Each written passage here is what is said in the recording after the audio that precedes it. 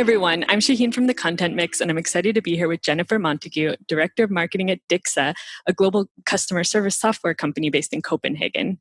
Thanks so much for joining us, Jennifer. Thank you for having me. So can you just start out by telling us a bit more about your background and how you got into marketing?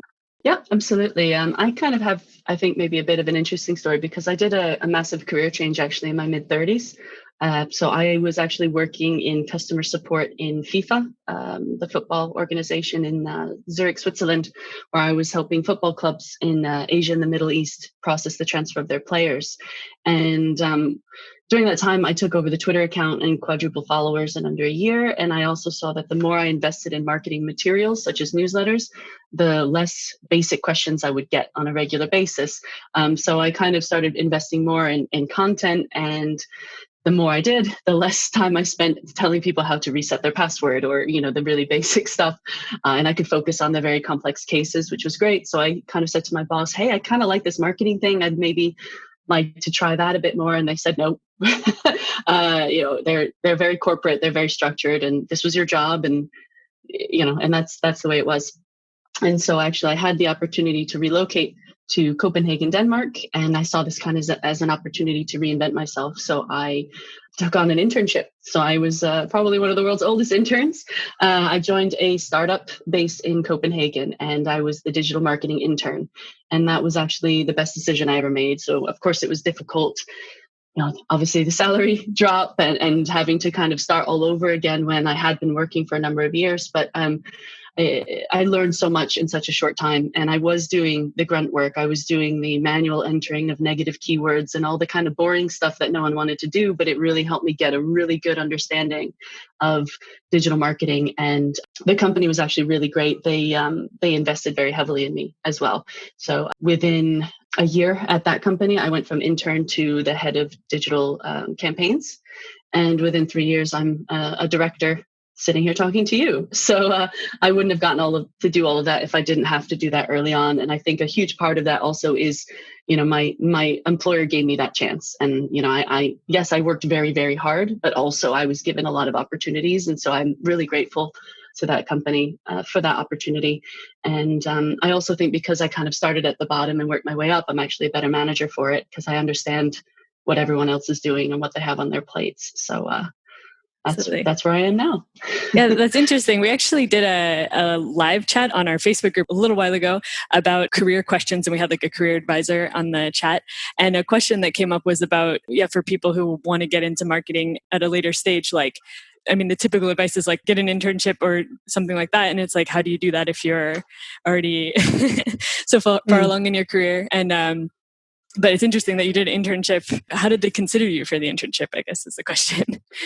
No, that's a great question because actually I had applied for other internships and I had one company actually say, we think you gave us the wrong age because they're like, there's no way that this mid-30s person is looking for this recent graduate position. I think if you go to a startups are much more open. Startups are still trying to figure out what they need in the first place. So I went to the startup and I said, I want to learn digital marketing. I wanted to learn PPC and Google ads and all of that. But in exchange of that, I'm a native English speaker, so I can help you with your content. I have experience in event organization. I have other experience that I can bring to the table. So even though I'm the intern, I'm also going to be able to contribute in other ways.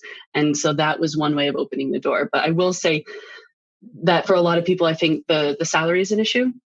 And if I didn't live with someone who made a decent salary that could support both of us, I probably would not have had that opportunity. So there are barriers to that. And, it's not all blue sky and everything's great and just go for it. I did take an 80% salary cut, but for me, it was an investment in my future. And so it was worth it. And I was very lucky that I was in a position that I could do something like that, even though maybe sometimes there was a bit, the pride can be a little bruised to go from being, the head of something to an intern, but it's humbling as well. Yeah. And I think, like I said, I think I'm a better manager for it now as well. And why did you want to make this career change? Well, my mother owned her own marketing agency, so that was something I grew up with. And so that idea of being creative and getting messages out there is something that I've always been interested in. I used to have a blog with a pretty decent following, so I like to write, I like to express things. But there was one thing that I didn't know anything about, and that was Google Ads and PPC and sort of making money. How do you, it's great to get content out there, but how do you monetize that? How do you actually make money for a company? And it was just something I had no idea how it worked. And I just really wanted to know how it worked. So I decided that would be, and I tried doing content, and because I didn't have a content role coming in, it was very hard to kind of get your foot in the door at a higher level. But also I wanted to learn more about this kind of unknown but super important side of marketing, which was the digital side. Mm-hmm. And by the way, we should mention for context that you're from the US. What brought you to Europe? I studied abroad and I never left. I studied abroad my junior year and ended up extending it by a year, doing a master's, getting a job, and just found love and just never really left Europe. So nice. I've been here now 20 years now. I've been in Europe in general. I've been in 4 different countries. So I really like it here. No disrespect to the US, and my family still live there and I go visit them when Corona allows. But I really enjoy living over here. Yeah. Awesome. I think it's a common story. I also came to study originally. I'm also from the US. So, okay, going to kind of what you're doing now, could you tell us what's a typical day like at work for you and kind of what your responsibilities are? Yeah, sure. So I'm the director of marketing. So overall, my responsibility is to oversee marketing, which is a very easy way of saying I sit in a lot of meetings. My day is usually dominated by meetings, but that's just because I'm responsible for making sure that marketing is aligned with company initiatives. And marketing is one of those departments that is involved in pretty much everything. CS need to rely on marketing for messaging, product rely on marketing for product features. And, our sales team obviously rely very heavily on marketing. We're ordering hoodies for people, like we're doing everything. So I think I start my day with a meeting with my team in the first instance. I got to make sure we're 100% remote, like most of the world right now. So it's really important that we have the daily meetings where we make sure we're all aligned and everyone knows what they're doing. And then I'll be in a customer success meeting, or then I'll be in a product meeting, or then I'll be talking to the executive team. Where's the direction going? Are we headed in the right direction? Hey, sales, how are these leads doing? Do you need any content from us? So I spend a lot of time in meetings to make sure that marketing is aligned with the rest of the business. Mm-hmm. And so for those who don't know, can you tell us a bit about what Dixa does? Yeah, so Dixa is a customer support platform. So we provide for companies looking to streamline their customer success. You can get your phone and your chat and your email and your Facebook messages and your WhatsApp messages, all the channels that maybe your customers are coming to you on, all in one place. So customer service agents can see the relationship that person has had. They can see their orders. They can see their complaints. They can see the whole string of conversation with that customer and provide really personalized support. But at the same time, we have very intelligent workflows where, depending on someone's query, they can go to a different agent who maybe is better skilled in that area. And so it's all about making customer success happen faster, more efficient, and more effective for businesses. Mm-hmm.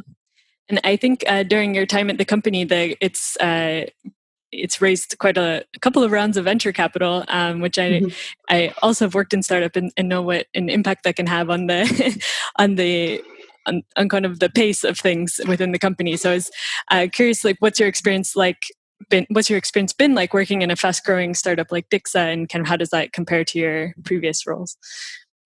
I think when startups talk about the rocket ship, it sounds a bit cliche, but it's really been, it's been a rocket ship. It's been in hypergrowth. So I joined the company in November, and in February, we got the second highest funding in Danish history, which is really, really exciting. Obviously, in the lead up to that, there's a lot you have to do. You have to make business cases. You have to be very, very active in the market. And so it was, hitting the ground running as soon as I arrived. Even during my onboarding, I was in the middle of doing all kinds of really cool stuff.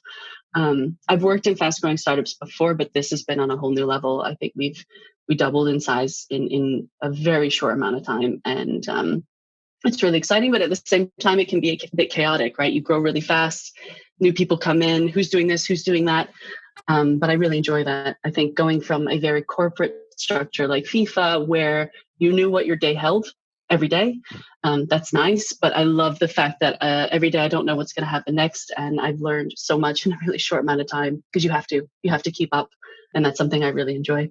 So, can you tell us about Dixa's target audience and what your channels are for reaching your audience?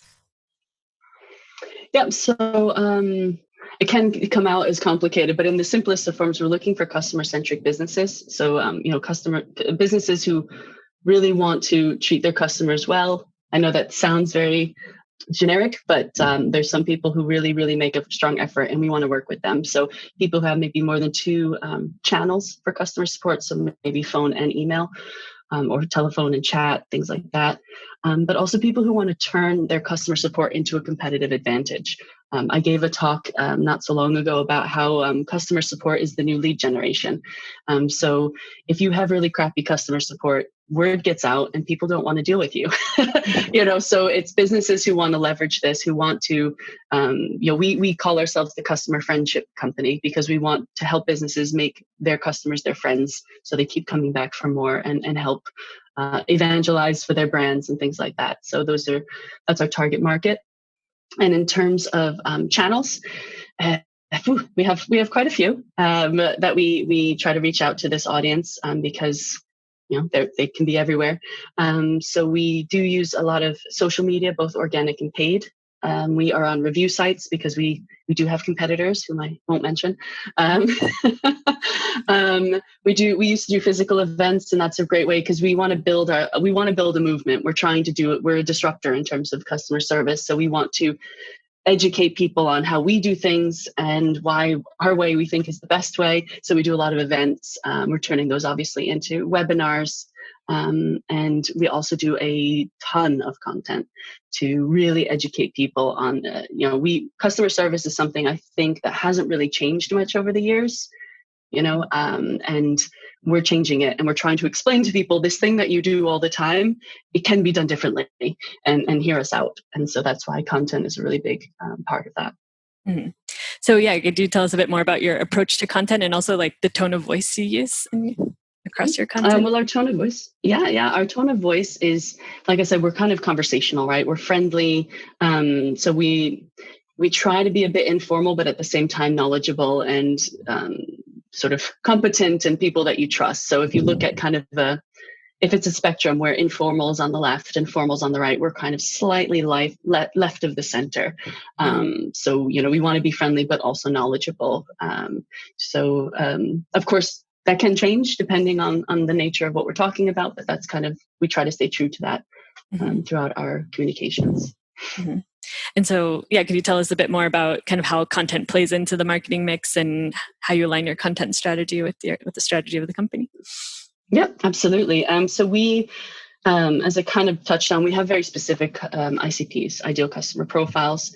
And within those customer profiles, we have different buyer personas. And within those buyer personas, we know that different messaging works with different people. So there's kind of a lot of levels of content and messaging and kind of what we're trying to convey.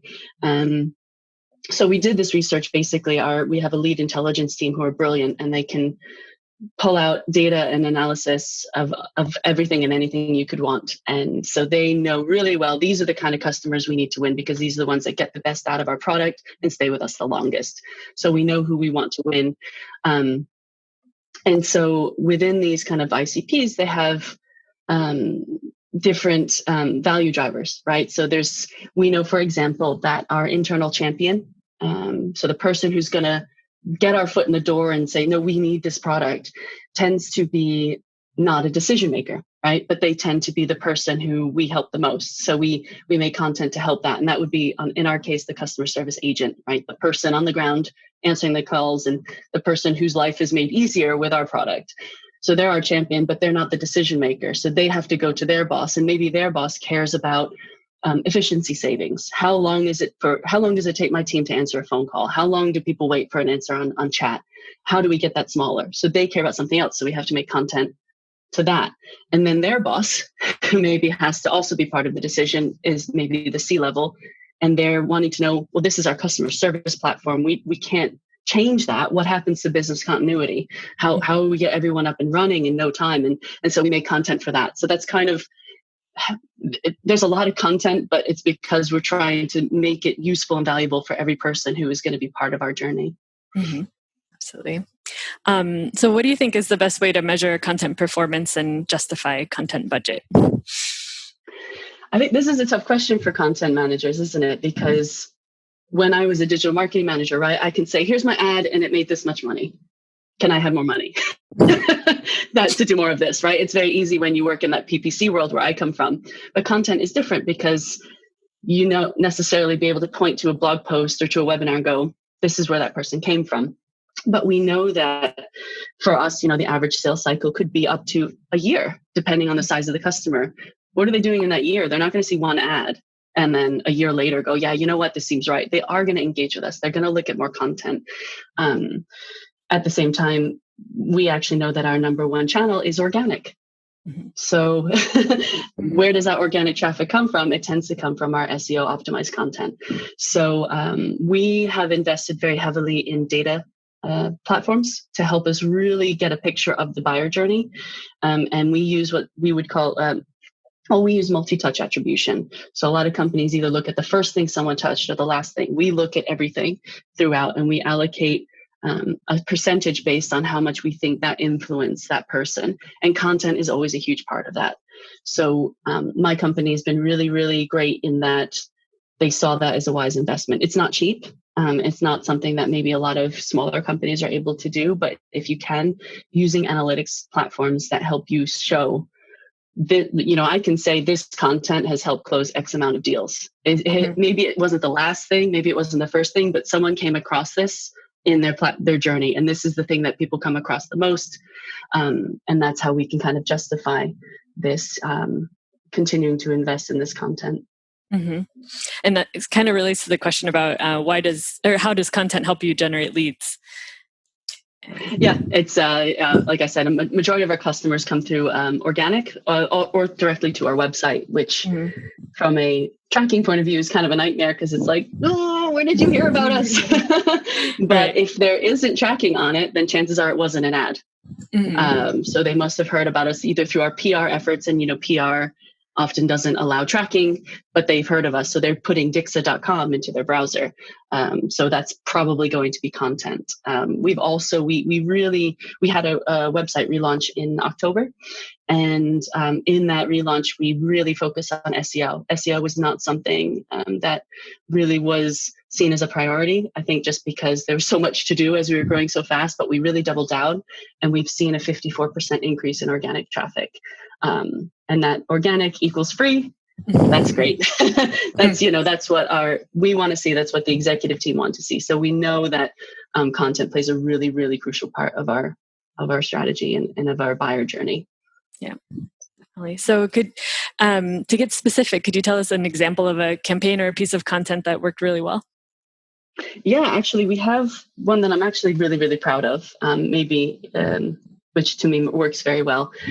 So actually, when this virus that no one really knew what was going on was kind of looking like it was becoming a serious situation, back, if you could think back to kind of January, February, we as a company knew that we needed to do something, not only to prepare ourselves and protect our business and protect our employees, but also to protect our customers and potential customers right out there. Because as this kind of approached Europe in March, it was very clear that something big was about to happen that was going to disrupt people's lives and businesses, and we needed to do something.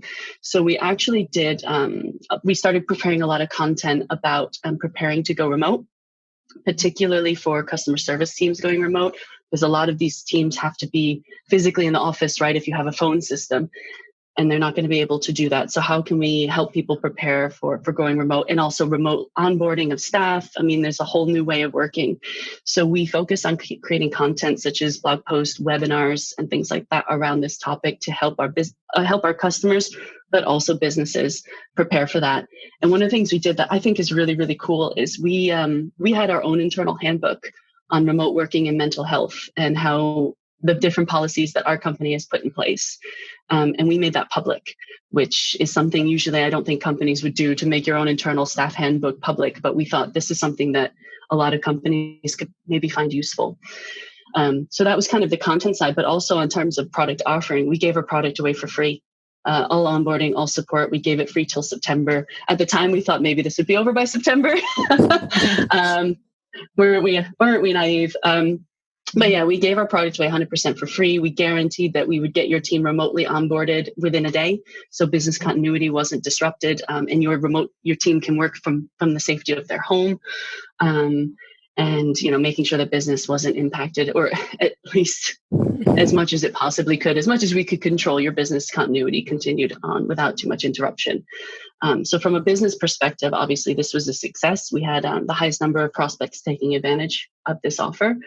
And when it ended in September, I think maybe one churned, but everyone else stuck with Dixa and are a paying customer now.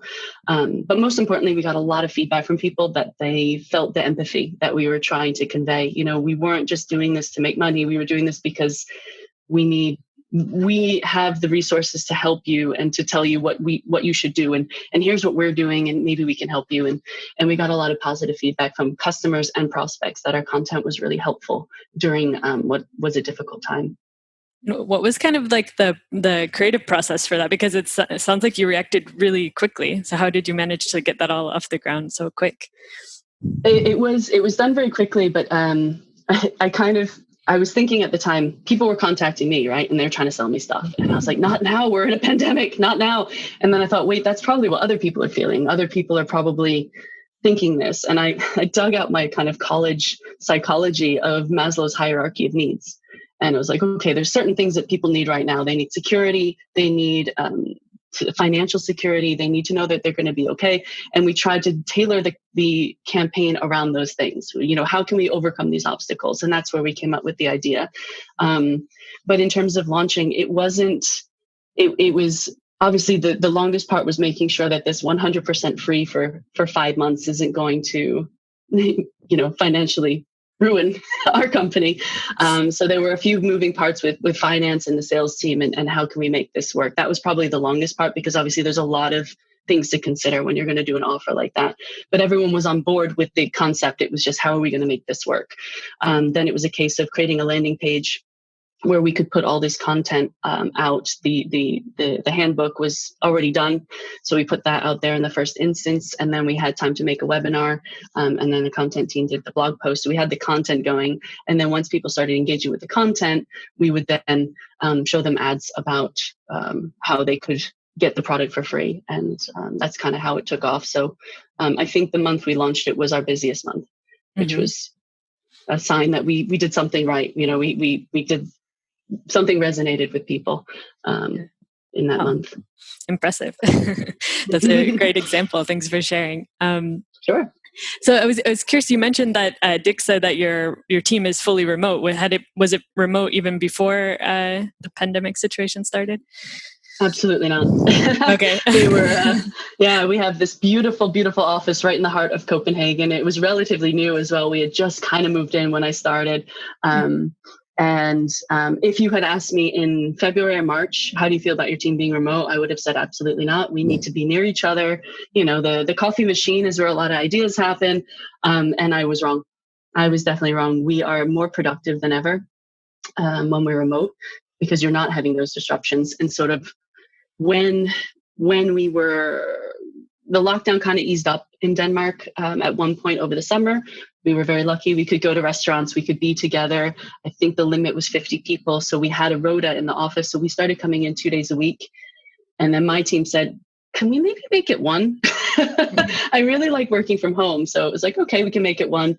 And now we're in a much more strict lockdown where there's no more than 5 people. So we were 100%. But there's a lot of talk about what's going to happen when we do go back to work, and who will want to go to work. How are we going to do that? Because we found that we have the technology to do things remotely. I just hired my first person in London. So she's not going to physically be in the office every day with us, but we're confident that we're going to be fine. So maybe you can interview me again when this is all over and see where we're at. 'Cause it'd be interesting to see how we do that once this is all over. Yeah, I think a lot of companies are in the same situation and kind of learning the benefits of remote work, and it could forever change kind of the way companies operate. Absolutely. And so I was also curious, like, especially in this remote work situation, like what tips do you have for maintaining work-life balance? Yeah, I think this is a really important topic. And this is something I'm really very strict with my team about, because it's so easy. I mean, I'm lucky that I have a spare room I've turned into an office. Not everyone has that luxury, especially in Copenhagen with the tiny city apartments. And I think it's really easy to just sit in front of your computer all day long. And remember, when we go to the office, we cycle to the office, we go for a walk at lunch, you're walking around, you're talking to people. We're not doing that anymore. And I could feel it myself, actually. I have a partner, a 4-year-old stepson, and a puppy. And they all need my attention. And it was really hard to shut off because I'm in the house all the time. I just closed the door, and it was really difficult for me. And I know that for my team, it was the same. And some people don't have distractions. If you live alone, it's really easy to feel lonely and you just focus on work because you can't go out and see your friends. For me, it's very important to unplug. I could feel that I wasn't very present in my family's life. And then that made me resentful of my job because I was like, well, I'm always working, but it's my choice. It was up to me to always be working. No one was forcing me to do it. And so I needed to put some boundaries in. And so one of the rules I've enforced on my team, for lack of a better word, is that we all share each other's mobile number. And at 6:00, we turn off our notifications. We use Slack. It's very tempting to check Slack constantly. And so we said, look, if anything happens and it's urgent, we're not brain surgeons. We work in marketing. It can wait till the morning. But if there's anything really urgent that needs to happen, I'll call you. So don't feel that you constantly have to be checking. And I have that agreement with my boss. So at least at 6:00, I know, okay, stop checking. Don't check your email. Don't check your phone, because if something's important, they're going to call you. The other thing that we've started doing is we have organized, in Denmark, we have a very big tradition of Friday bar. So usually when you're in the office every Friday around 3:30, 4, you grab a beer with your colleagues and you socialize. It's a very big part of Danish culture, and especially in businesses, is to get to know your colleagues. And so we can't do that anymore. So we have a digital Friday bar. So we have one that's company-wide, but actually my team has said, can we just do one that's just us? Because maybe being in front of 170 people on Zoom isn't really my jam, but I'd much rather do something in a smaller group. So we're doing that every 2 weeks. And then the other thing that we're doing is I've made it mandatory that everyone must take a walk every day because it's very easy. And especially here in the winter, it gets dark at 3. The sun is gone. So so I've told my team that everyone needs to put in their calendars at least 30 minutes for a walk. So there's certain things, I've mandatory, but only because I care about your mental health. And the other thing that, I think people forget is, it maybe in Denmark, you could get around and people could see their families and things like that, as long as it was under a certain amount. But my whole team at one point was American. We couldn't go see our families. I haven't seen my family in over a year because I can't go home and they can't come here. And that was really weighing heavily on my team, the kind of worry and that concern. And one of the things I said to my team is, if you need to take a day where if you just feel like crap and you can't focus and you're sad, tell me. I'd much rather you take a day and recover and come back 100% than power through at 40%. So taking care of the team's mental health and your own mental health, I think, is really important right now. And I think if the lockdown has taught us anything, it's taught us what is really important. And of course, work is important, but also having your family and making sure everyone's okay is more important. So that's my tip is take care of yourself first, and work will be okay. Work will be fine if you take some time for yourself. Yeah, work will probably be better. Right? Yeah, very true. It'll be much better if your mind is clear and you're not feeling homesick, or you want to call your mom. Call your mom. We can reschedule this meeting. Nothing is that important that you have to sacrifice your mental health for us. So yeah, absolutely. That's a really good point. And great perspective as a manager. So I wanted to ask you for a few more of your recommendations. Okay. So how do you stay up to date on marketing trends? It's not easy because things change real fast, don't they? But There's a lot of webinars out there and online events these days. I have to admit, I'm one of those annoying people who sign up for something but don't attend the live event because I'm usually in a meeting. But I do watch those in my spare time to kind of see what other people are doing. I'm also privileged enough to be a member of a number of CMO groups, even though I'm not a CMO. I've got the connection somehow. But so, I sit in to a lot of networking events. I get to hear what people are doing.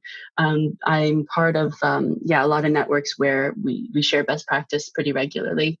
I also mentor 3 people, which is really cool. I would definitely recommend that to any marketers out there who have experience they want to share, because obviously it's great to share and it's great to help people, especially now when so many people have been laid off.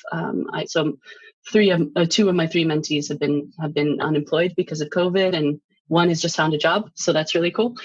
So it's really nice to kind of give back, but at the same time, it really keeps me on my toes because they're in different industries to me. They're doing different things to me. And then they ask me a question. It's like, oh, I haven't thought about that. And so it's a real great way to almost spar with someone when they ask you for help and you want to help. You kind of have the impetus to go and find the answer for them. Mm-hmm. Yeah, it's very cool. And then any productivity hack you can share? Yeah, definitely repurposing. Repurposing is my bread and butter right now because I do have a relatively small team. So I think one of the things that a lot of companies get wrong when it comes to content is they think quantity makes up for quality. And that means you have people working really, really hard to make stuff that doesn't really have much of an impact, right? So I'm a big fan of quality, and I think you have data at your disposal. Look in your Google Analytics, or other analytics platforms are available. Don't know if I have to say that, but look at your analytics and see what's working. What is driving your traffic? Because I bet you it's not all of these blog posts. I bet you there's a handful that are really performing well, and double down on that. An example of that is at one of the companies I worked at. We had literally hundreds of blog posts out there. They had been making, 1 blog post a week for years. And I looked at the analytics and I saw that one post that was about 2 years old generated 80% of our traffic. Wow. So why the hell are we spending all our time writing all of these other ones? This is what's resonating, right? This is what people care about. So take that blog post, update it, turn it into a webinar, turn it into a podcast, turn it into an infographic. How can you milk that one blog post because you know that that's working? So that's kind of my productivity hack, is stop creating lots of stuff that maybe won't work and start looking at what is working and then figuring out ways to milk that as much as you can. Mm-hmm. Yeah, it's a great tip for all content marketers. And then, a favorite marketing or business book?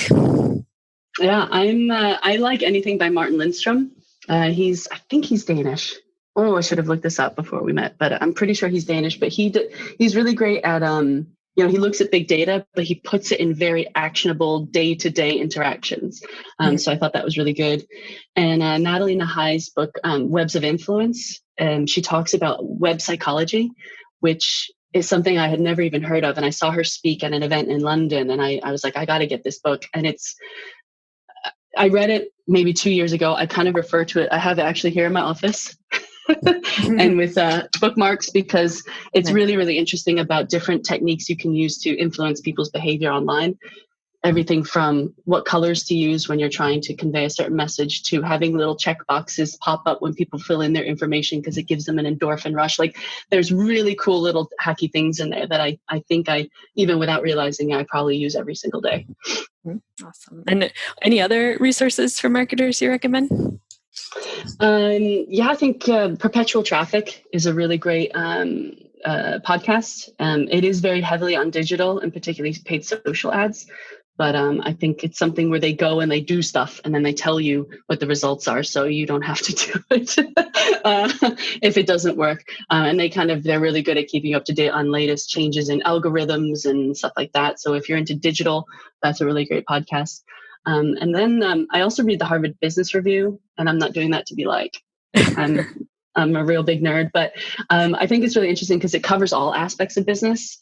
And I think because, as I said earlier, marketing has its toe in everything. I think it's really cool to hear about what's happening in other areas of business and kind of formulate ways that marketing can be involved. Mm-hmm. Awesome. And lastly, who's a professional role model or a source of inspiration? Yeah, professionally speaking, I really like the stuff by Simon Sinek. And he talks a lot about leadership, and I think that's, for me, it's more important to be a leader. I was a marketer. I am a marketer, but I'm not executing anymore. I'm leading a team to make sure they execute. And so one of the things that I really like is, so I'm kind of deviating a little bit, but Lorne Michaels, who's the producer of Saturday Night Live, he once said, if you're the smartest person in the room, you're in the wrong room. And I really believe that. I think, I'd rather be surrounded by people who know more than me in their area and listen to them and steer the ship. And I think Simon Sinek is really great when he talks about leadership. The Finding the Why is kind of his most famous, but I think he did a TED Talk called Why Good Leaders Make You Feel Safe. And he talks about different CEOs and CMOs and how they focus on the people first. And when you focus on the people want to give back, the people want to perform, the people want to excel, and how you can be a good leader and get the best out of your people. And that talk, I rewatch it a lot because it's like, without being dramatic, it was really life-changing, and it made me really want to be the best leader I can be. So maybe not necessarily hitting up the latest marketing trends, but figuring out ways to get the most out of my team. Mm-hmm. Awesome. Haven't seen that one. I'll definitely have to check it out. I've seen a lot of those videos, but not that one. So we're reaching the end of the interview. So I just wanted to give you the chance for any final takeaways or any parting advice for other marketers in Europe. I think, maybe not necessarily just in Europe, but all over the place. I think one of the things, I know I keep talking about people, but take care of yourself and take care of your people. That's the most important thing to do, because especially now, it's so much harder to find new people once your team burn out than to just take care of them. But in terms of practical advice for anyone out there who maybe is just starting in marketing, or maybe they've been made redundant because of COVID, a tool that's been really useful for me and my mentees is write your ideal job description. And while you're doing that, think of, what is it that you want to do every day in your job? If you could write your own job, would it be working for a B2B, B2C? Would you be in tech? Would you be at a startup? Would you be in a corporation? Would you take on comms? Would you do digital? Like, write your ideal job description, because that will help you focus your efforts. I think right now, especially if you're looking for a job during a pandemic, it's tough. I know it's hard, but if you focus on what it is you want to do, you can focus your efforts in the right place. But at the same time, once you do this exercise, you can do your own sales pitch. You can sell yourself, because I can own this, and I can own that, and I can own that. And this has been my mentee who got the job recently. This was a tool that she used that was really helpful for her to decide what to talk about and where to look, and it worked out. So I think I try to do that every once in a while as well. Where do I want to go? What do I want to do? And I think it's just a useful tip for anyone looking for their next opportunity. Yeah, absolutely. That's an excellent tip. So, and a great note to end on. So thank you so much, Jennifer, for sharing your insights with us today. Thanks for having me. It was really great. And thanks to everyone for listening in. For more perspectives on content marketing in Europe, check out veracontent.com/mix and keep tuning into the podcast for more interviews with content experts. See you next time. Bye.